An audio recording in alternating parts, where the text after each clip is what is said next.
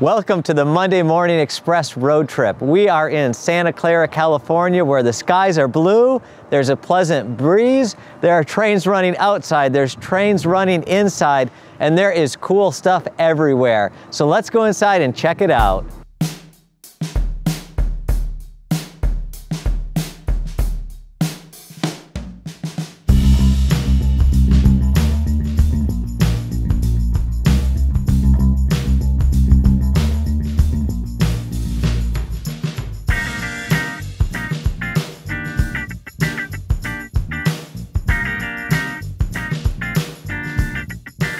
Welcome to Season 2 of Monday Morning Express. Yeah, you know, Dan, as you saw there in the open part of our road trip, is when we were out in California visiting the Santa Clara Model Railroad Club. Such a great trip. We're going to have some really awesome footage from that throughout the season. But today, you know, it's been so cool to visit with Chuck Sted again. First time Ed's got to be on the show, so that's neat. And just one of the coolest places and clubs we've ever seen. And you know, we've been real busy over our season break. Not only did we have our extensive road trip, which we thoroughly enjoyed out there in California, as you saw on our special edition, we did receive in the Glacier Park Model Big Boys. So we look forward to bringing you an update on that. Yeah, I don't know about it for our viewers, but the time just flew by for us. And another thing we got to do was revamp our entire studio. So we're going to show you a little glimpse of that later. A lot of work went into that. We got a little more elbow room in here now, and we'll show you some of the nice features of that renovation. And as promised, you're going to get to see what's behind my secret door. And I can't wait. And of course, Dan, we want to let our viewers know that we got some nice new project updates that we're going to bring to your attention. And hey, where's our new mugs? Oh yeah, maybe next week. Maybe next week. Well, we'll throw in a few extra surprises for you too. You're going to love the episode. On this week's project updates, we wanted to bring you up to speed on two different projects that we have. The first one is an announcement from Precision Scale Corporation regarding the 90-ton 3-truck Shays. Now, you're going to be seeing these on your screen right now. You'll see that they come in 7 different versions. Some really cool looking models here. We expect these, of course, to be built by Boo Rim Precision, so it's going to have all the latest and greatest features on there. Of course, in there you see of the 7 different versions, there's the Pickering, Cascade, Feather River, and of course some of the others that we're showing. So be sure to go to our website at brasstrains.com and go to the new brass section and get your reservation in for these today. Now, second, and of course something that's very important to us, we announced it on our special edition last week, and that is the delivery of the Glacier Park Model Big Boys. We've waited a long time for this project. The models are here, been tested. They're shipping out to you, our customers, this week. You should have already received your pickup notices for these, so be expecting the nice delivery in the mail for these very shortly to you. And of course, we wanted to include with this a special brochure that we had, and you're seeing that across your screen right now. And it really shows the 6 different versions and some of the features that you can expect to see on your particular Big Boy. So take a look at that, take a look at a couple of the other little special things that we've included.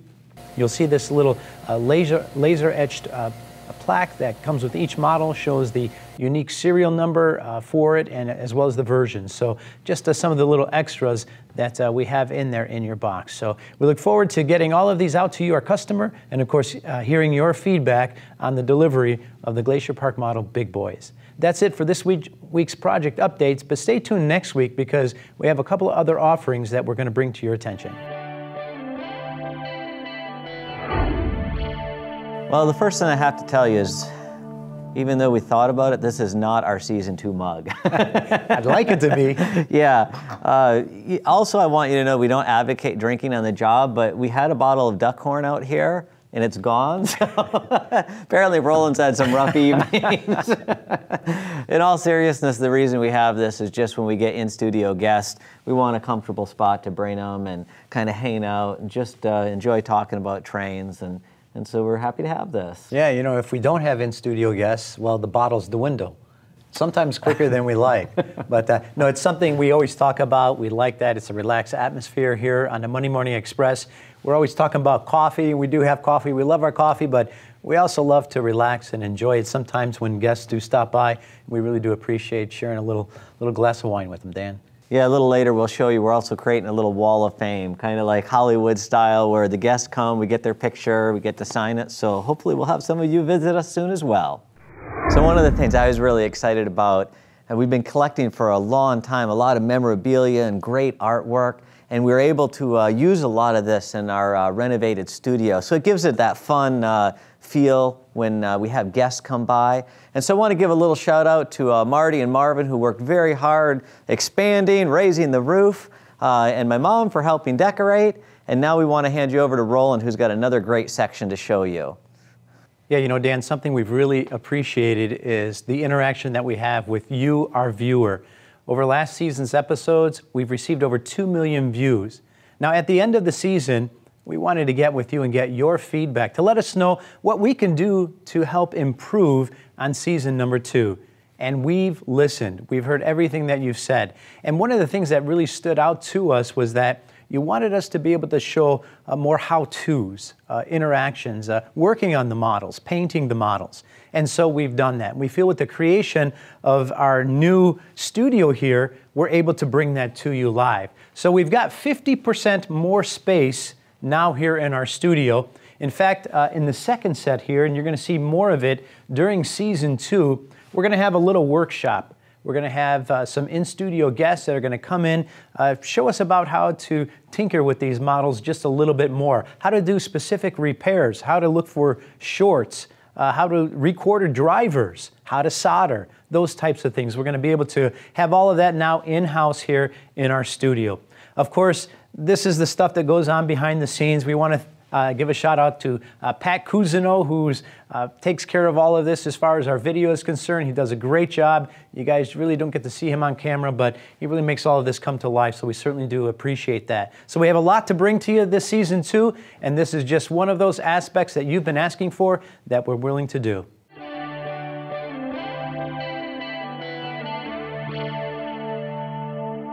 Hey Chuck, thanks for letting me run a train. You're welcome. Chuck doesn't like to toot his own horn, so I'll do it for him.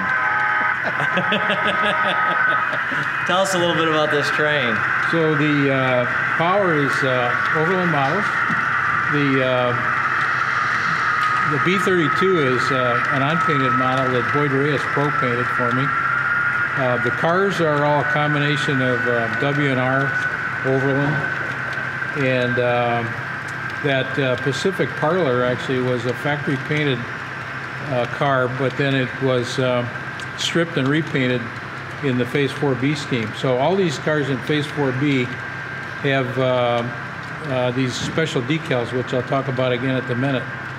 And then the private cars at the tail end are a mixture of Coachard, and that's an old Oriental Limited on the tail there, the silver Solarium. Nice. All of it's been painted by Boyd, and we had those Phase 4B decals made special. I couldn't get them from Microscale because of a intellectual property rights agreement between Walthers and Amtrak, so I had to have Seiho make them for me in Korea.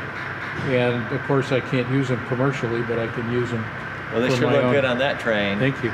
You said something like this comes by this actual station here, right? Every day. Matter of fact, yeah, we might see the Coast Starlight southbound in a little while. Sneak outside and... Yeah.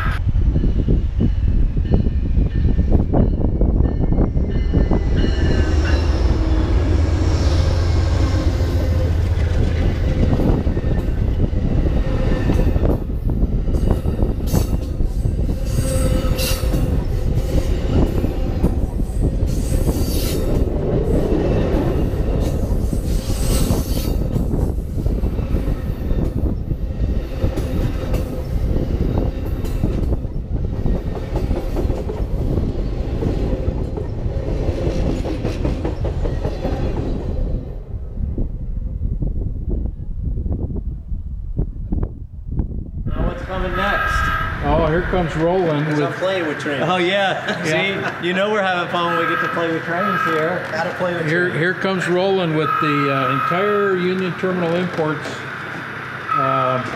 Coast Daylight in the 1960s. This would be about 1968 after the SDP 45s were delivered.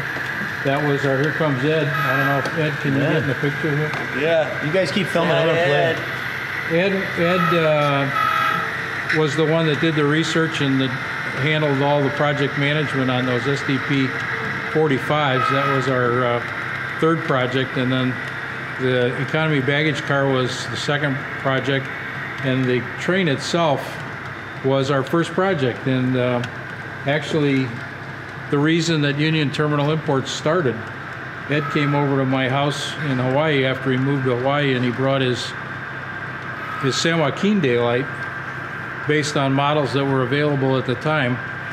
And between the two of us, we decided we had to have the models made for the San Joaquin and the coast in the 1960s. So we bugged Fred Hill mercilessly to do them, and he said he wouldn't. And finally he said, "I tell you what, I'm going to teach you guys how to import model trains, and then you can do these trains." And that's what happened. Feels good to see it running down the tracks, don't it? Sure does. Very cool. Train watching with Ed now. Tell us what's coming. So we've got a special tank move. It's a lash up of UP current generation power, an ES44 Gevo, and a SD70 Ace. Nice. And then we've got some of the UTI DODX flat cars that have mini tanks loads done to them. I don't know if you look at the chain attachments and all the tie downs and everything. It's really, those are a company called Alchem, and they're etched. They're etched chains. They're really, really finely done. And Yeah, they look great. Hey, thanks for bringing this train. hey, thanks for coming today. Yeah. Hey, nice weathering. Who did that? Thanks. I did those two. Nice. And the graffitied up Trinity car. Very cool. Boyd Reyes, this is his handiwork. Man, we hear his name a lot today. We hear his name a lot. But he is an artist, isn't he? He sure Man, is. this train looks great. So one of the interesting pieces, I know DODX flat cars are pretty hard to come by in the resale market right now. But one of the interesting pieces when we were doing the original development for the project had a large number of people asking for them and asking for the trucks as well. But I was fortunate enough to be introduced to a model railroader who was also a captain in the Army, and he'd just been brought back. He just brought his tank platoon back from the Middle East, and he was stationed in Texas. Okay. So he went through the whole offloading of the ship onto the cars, and then the cars actually were stationed where his tank platoon was stationed. So he was all over the cars. I probably have 800-900 pictures of every piece of those cars and drawings and everything. It was invaluable. Fantastic project. Yeah, it was a great project. Getting hard to find now. Hard to find, and we only did 300 of them, I think. Yeah. And they were gone immediately. And now when people see them look like that good, weathered up and stuff, they're going to be even harder to find. I think so. I think so. Yeah, great. That's nice. Thanks, Ed. You're welcome. I got to go watch more trains. Here we are with this beautiful KCS. Tell us a little bit about what's going on behind it here. So Roland, you look like you're having fun. I'm having a blast here. And we thank you guys for bringing us out here, letting us have some fun running some trains. Well, you're welcome, and that's exactly what we do. And I don't know, did I mention before, this is the Santa Clara... This is the South Bay Historical Railway Society at the Historic Santa Clara Depot. Beautiful, beautiful. And, Ed and I we met over running trains. Mm-hmm. That's what we love to do, is run trains. Nice. And of course, we both were brass collectors and operators already when we first met about 12 or so years ago. But one of the challenges was a lot of times brass trains, they need a fair amount of work. Mm-hmm. They're built to look great, to be accurate, but not necessarily to run. Right. So, and we both learned techniques to make them run. But then when we decided to start Union Terminal Imports, we also said our differentiator is ours are going to come out of the box, go on the track, ready to run, and run right? perfect. Beautiful. Well, tell us a little bit about these cars here. So this is, I kept 3 sets of the Kansas City Southern for myself because there were 2 different sets of car numbers and names. The third set then, I wanted to make a little more modern. Mm-hmm. So I worked with Boyd Reyes on that. And Boyd de-skirted all the cars, and he made a number of modifications to almost every car. We changed doors, we blanked windows. The RPO is completely rebuilt to the point that it had to be repainted and re-decaled. And fortunately, we were able to get an extra couple sets of decals from Seho.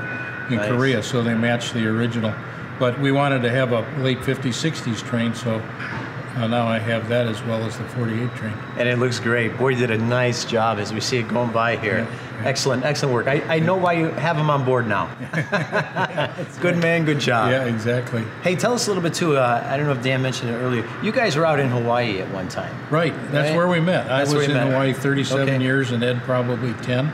Nice. And Ed moved in the early to mid 2000s, I guess. And Okay. I remember Boyd called me one day and he said, "Hey, there's this guy moving to Hawaii and you got to meet him. You got to meet him. He's Yeah. a great guy."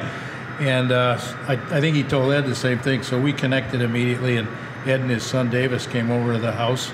And from then on, you know, I had the only layout in Hawaii really of any size. And so Ed came over along with our other buddy Bill Pardee, and we were there every Saturday and Sunday running trains. Hey guys, thanks for having us out. And tell us a little bit about how your partnership first got started. Our partnership is a interesting coincidence. So we had a mutual friend, someone we all know, Boyd Reyes, and Chuck had been living in Hawaii, and I had a job relocation that moved me to Hawaii, and I thought, at the time I was a member of the La Mesa Club in San Diego. If you guys have seen or been, most of the readers probably have at least seen pictures of it. Pretty spectacular environment for model railroading. I was thinking I was going to model railroad desert is where I was headed. There was going to be none. I had actually packed my models away, and I didn't expect to pull them out till I got to leave. And Boyd had told me, "Hey, you need to check on this guy over there." And I didn't really know, you know. You guys have been to a number of different places with different model railroaders, and there's as many different people there's many different quirks and personalities. And so you never know really what it was going to be. And, you know, you walking on eggshells, making sure you don't do something wrong or break off a tree on the layout. So anyway, I got invited by Chuck to come to his layout. My son at the time was still in Hawaii with us, and he's crazy avid model railroader from when he was 2 years old. And so we went to Chuck's, and I told him, you got to behave, you got to, you know, very, very structured. And Chuck, when we spoke on the phone, he says, bring something to run. And I had no idea what was happening. So we showed up.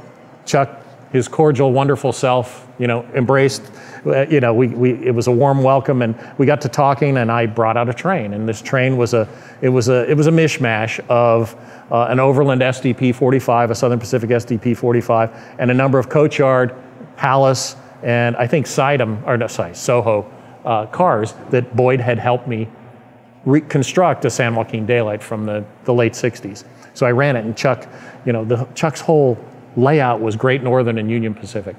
And that was every model he had. And so we brought this out, and he was following it around. What is this? I've never seen this before. And you know, well, long story short, sorry, it's already taken too long, but Chuck, the next time I was there, he's full acquisition mode on Southern Pacific equipment. He's buying everything. And what we came to realize quickly was the cars that we wanted for that era of train weren't available. I think Chuck may have mentioned this on some of his other MME interviews, but at the time we were bugging Fred, and we were bugging Railway Classics. You got to build these cars for us. We want them, we want them, we want them.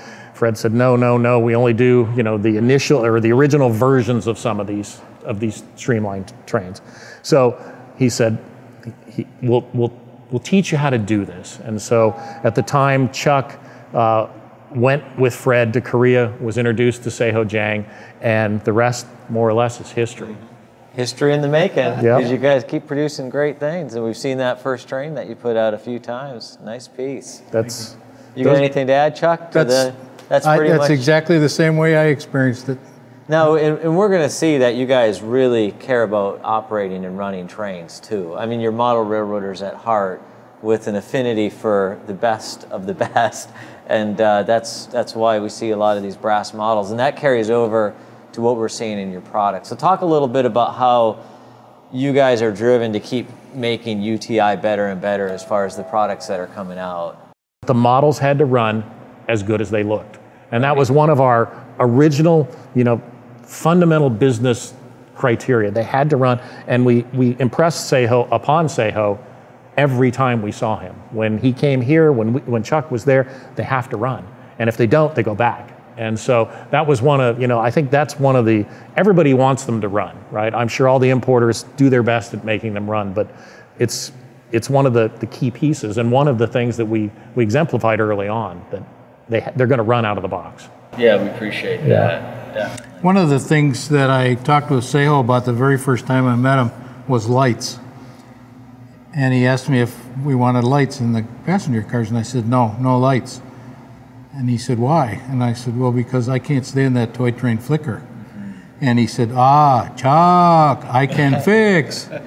And so he came up with the light boards that we use now, and then they're also being used by Fred and possibly others. It's got a big capacitor in it, and it really solves the problem. So we ended up light's constant. putting it looks lights. Great. So that's an example. We're constantly tweaking, finer levels of detail, like the fan in the SDP 45s. Ed really worked hard on making those grills above the fans on the roof as fine as they could be, and they are.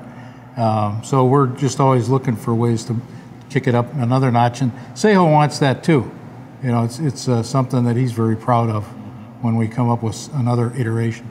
And I always get a kick out of seeing you guys run your trains weathered up, going on the layout. Yeah, I mean, it just shows that you have a love for it, and it comes through in the products. So we really appreciate. I remember last year at Brass Expo, I can't remember if it was you guys, but somebody told me that when I made that comment that I run the wheels off my trains, there was a collective gasp in the audience from all the guys that don't, and that's fine too. It's great because there's collectors and there's people to display, but we're in that subset that runs.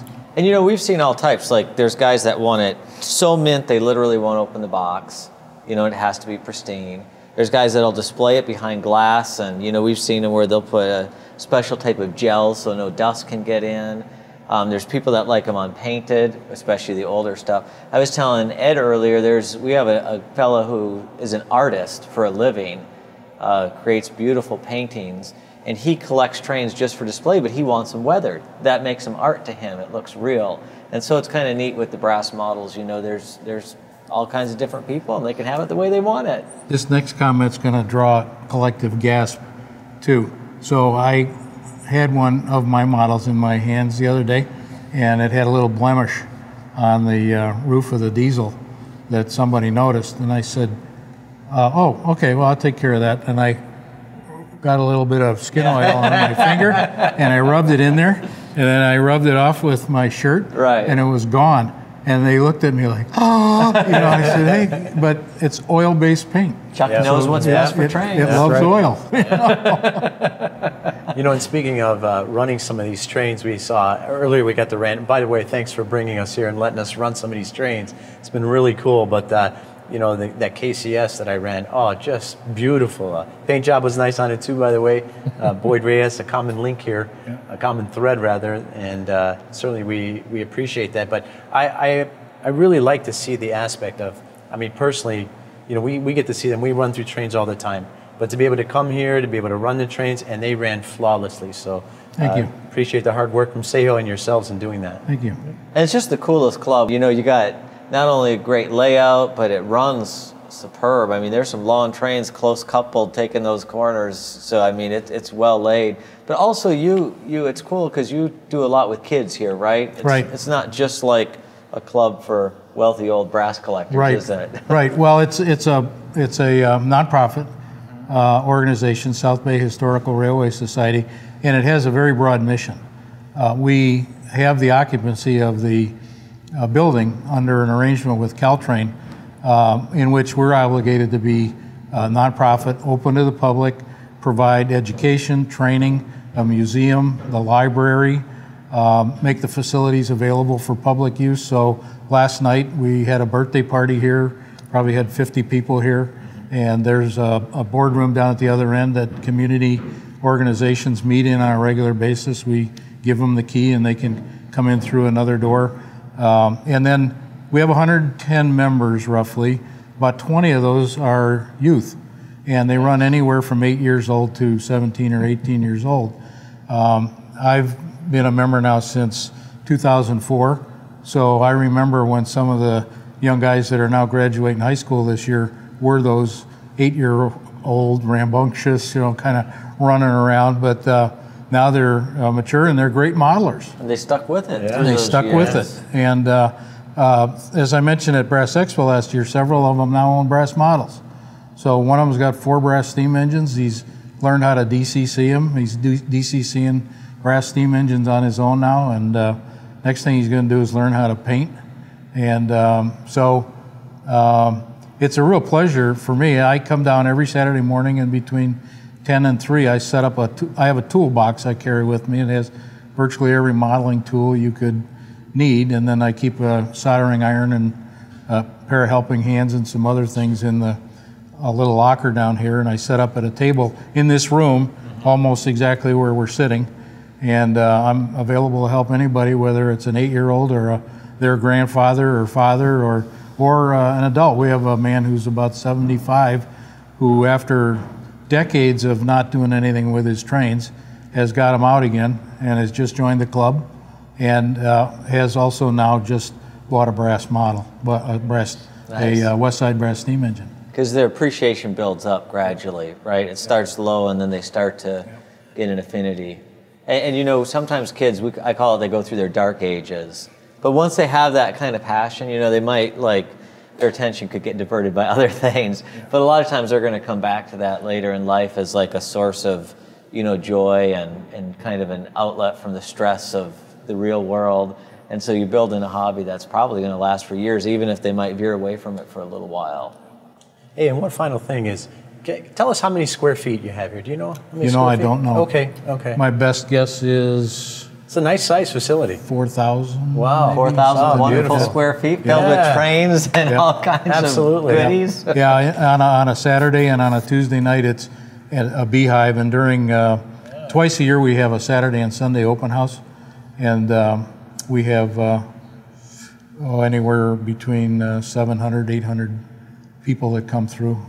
I should also mention the rail car, the business car that sits out on the house track is ours. It was donated to us about 7 years ago, and we're in the process of restoring it. Yeah, that's great. So you got your hands full here. Lots to do. Hey, thanks for your hospitality, letting us come in, play with your trains, have a run of the depot here. It's a great facility, just fascinating for us. We loved it. Yeah. And thanks for all your training to the kids. I mean, they're going to really appreciate it in the years to come. And certainly it does well for the hobby, too, when we see young ones coming into it. So nice job, guys. And keep up the good work. We've mentioned it, maybe even to you, that we kind of feel like you've really carried on the torch of a lot of what Overland did, through the years, and some of the major importers bringing us some really high quality, great products. So that is look forward to seeing what else UTI brings for. That's a high compliment. We have great respect for Brian and his dad. Yes. And and they have a lot that way. Yeah, they have a lot to do with what's happened with us.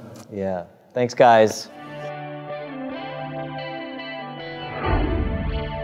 Well, I'm sure you've been waiting all summer to find out what's in my secret room. Now, we already know Roland's not too excited about it, and I told you it's not model trains, so what could be back there? Well, at least a couple of you have already guessed my secret obsession, if we could call it that. It is Legos. So my secret room is filled with all sorts of rare and unique Legos. A lot of these I've collected with my boys. What you see here is some of it like my son's creations, some rare sets like the original UCS Millennium Falcon, the Eiffel Tower, also some creations from some builders around the world.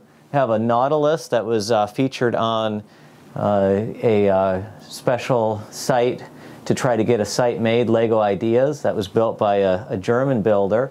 And then, of course, lots of trains. Some of these actually are quite rare and valuable. And then over here, what we have, if anybody's into Legos, is some very rare items that are actually quite valuable from Comic Cons and so forth. A few very rare Lego sets, Lego movie sets, a few custom creations, poly bags, and even these were given out to designers for some of the Lego video games when they completed their work. They're called TT Game Bricks, and they have a little Lego minifigure in there, so they're pretty neat. So that's kind of my secret obsession, something I've done with the boys. We had a huge Lego train layout, and we'll tell you more about that in another episode. Legos were part of my childhood, but also that was the first thing I started selling on eBay. Even though I was already into model railroading, it was selling Legos on eBay that made me realize, wow, I think trains would sell on eBay. So the Legos kind of tie in both to my childhood, to the early roots of our business, and something I've really enjoyed doing with my family. Now, on a more serious railroad note, one more door in the secret room. I'm sure a lot of you will appreciate this room. This is an area where we've managed to store, really since I've started selling and even before, I've tried to keep all sorts of buildings that we could use on our layout. A lot of the skyscrapers you see up there are models I've built through the years. And many of these structures actually I built when I had more time, and it was more of a hobby than a business, but also things we've accumulated from various collections we purchased. So it's kind of neat that when we purchase an estate, a lot of it will kind of live on in our layout. A lot of these I can remember where I got them, and so they mean something to me sentimentally, and they're really going to help us have a fabulous layout. And I have these drawers just full of little figures and detail parts. If you wonder why you've never seen that for sale, it's because I've been hoarding them. So when we get to putting this layout together, it's really going to be so helpful to have all these parts so we can have a super detailed layout. So there you have it. That's what's behind the secret room. Well, we really appreciated you joining us on today's episode, kicking off here on Season 2, Dan. We certainly have appreciated our off time, but now being back with you, we feel we have a lot to bring, and we look forward to it. Yeah, we mentioned how fast that time went for us, but it was cool. Even during that period, we were still getting feedback. Like, many of the importers told us they'd go to a show and the guys would be like, hey, I seen you on TV and it was great. And then myself, when I went down to the NMRA National Convention a few weeks ago, they're like, hey, why isn't the show on? You know, we want to see this every week. And so we got to give them a little handout of when it's starting again. So we know a lot of them are viewing in. It was cool to meet you guys. And next week, too, we have a real special guest, Mr. Reed Dennis, one of our favorite stops on the California road trip. Yeah, I must admit, the models that you have are spectacular, but we're going to take a look at 10 very unique and rare special pieces that you're truly going to enjoy. I guarantee you've never seen anything quite like them. We'll give you an in-depth reason why they're so special and get to see a little bit of Reed's passion for these models and why he chose to collect them through the years. So we've got a lot to look forward to. We'll look forward to seeing you next week on Monday Morning Express.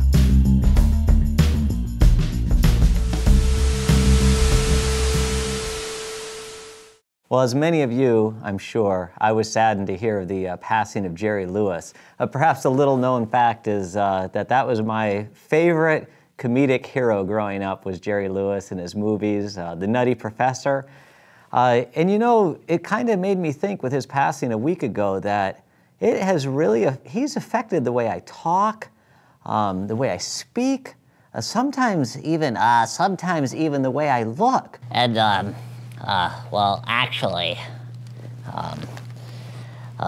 sometimes I feel that Jerry Lewis's contribution, actually, to the hobby of brass model trains is not fully recognized because, you see, a little known fact, actually, is that one night I was playing with my toy train, model railroading, you could say, my locomotive. And I was also working on an experiment with brass because, as you know, brass is a metal alloy. So as I was fumbling about a bit with my experiment, somehow there was,